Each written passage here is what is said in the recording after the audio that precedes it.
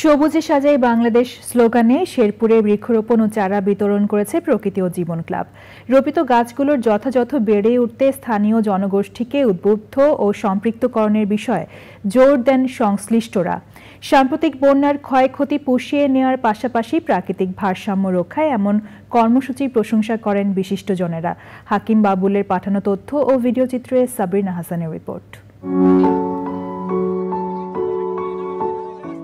বৈশ্বিক উষ্ণায়ন সহনীয় মাত্রায় রাখতে এবং জলবায়ুর পরিবর্তনজনিত অভিঘাত মোকাবেলায় সারা দেশে এবারও ব্যাপক হারে বৃক্ষরোপণ করছে প্রকৃতি ও জীবন ক্লাব। শেরপুর সদরের শিক্ষা প্রতিষ্ঠান সহ কয়েকটি স্থানে ফলদ, বনজ ও ঔষধি গাছের চারা রোপণ করা হয়। সবুজে সাজাই বাংলাদেশ এই প্রতিপাদ্যে শেরপুরে বৃক্ষরোপণ কর্মসূচি পালন করা হয়েছে এবং এখানে ৫,০০০ বৃক্ষ রোপণ এবং ২,০০০ বৃক্ষ বিতরণ করা হয়েছে, চারা বিতরণ করা হয়েছে। এবং এই যে আমরা চারা বিতরণ করছি, বৃক্ষ রোপণ করছি, একটি উদ্দেশ্য বাংলাদেশে যে উষ্ণতা, এই উষ্ণতাকে প্রশমিত করা, পাশাপাশি কার্বন নিঃসরণ যেটা হচ্ছে সেটাকেও কিন্তু কমিয়ে আনা। সব কিছু মিলিয়ে গাছের বিকল্প নেই। গাছকে যত বেশি পারি আমাদের এই বর্ষা লাগাতে হবে এবং সবুজে বাংলাদেশটাকে ছেড়ে ফেলতে হবে। তবেই কিন্তু আমরা ভালো থাকব, আমাদের ভবিষ্যৎ প্রজন্ম ভালো থাকবে।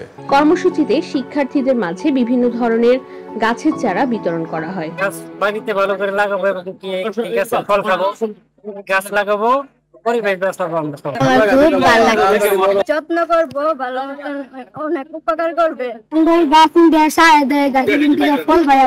বিভিন্ন প্রতিষ্ঠান ভিত্তিক সড়কের পাশে এবং কবরস্থানে বৃক্ষরোপণ কর্মসূচির উপর গুরুত্ব আরোপ করেন বৃক্ষপ্রেমীরা। গাছ লাগানোর সুবিধা রয়েছে এই মাঠগুলোতে। আমরা আজকে শতাধিক বৃক্ষরোপণের মাধ্যমে আমরা এই কর্মসূচির উদ্বোধন করতে যাচ্ছি। এই প্রোগ্রামকে আমি ধন্যবাদ কৃতজ্ঞতা জানাই এবং তাদের মাধ্যমে যেন আমরা আরো বেশি আনন্দ বোধ করে এবং উদ্যোগ আরো নেয়, এমন উদ্যোগ অব্যাহত রাখার আহ্বান জানান বিশিষ্টজনেরা। বৃক্ষ আমাদের দুহাত ভরে দিয়েছে, আমরা বৃক্ষ দিয়েছি, তাই এই এলাকার জনগণকে সাথে নিয়ে যাতে বৃক্ষ লাগালি হবে না, যাতে তাদেরই সম্পদ তারা যেন রক্ষা করতে পারে।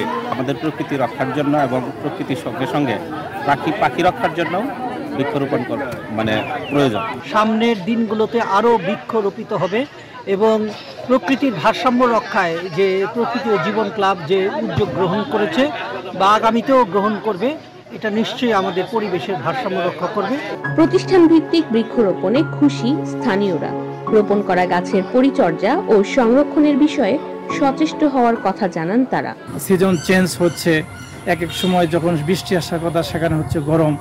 এইগুলা প্রাকৃতিক যে দুর্যোগ সবকিছু এই গাছ লাগানোর মাধ্যমে সুন্দরভাবে পরিচালিত হবে। রোপিত গাছগুলো প্রকৃতিতে নির্মলতা ফেরাতে এবং অক্সিজেনের যোগান বাড়িয়ে সুস্থ পরিবেশ করতে কার্যকরী ভূমিকা রাখবে প্রত্যাশা পরিবেশবাদীদের।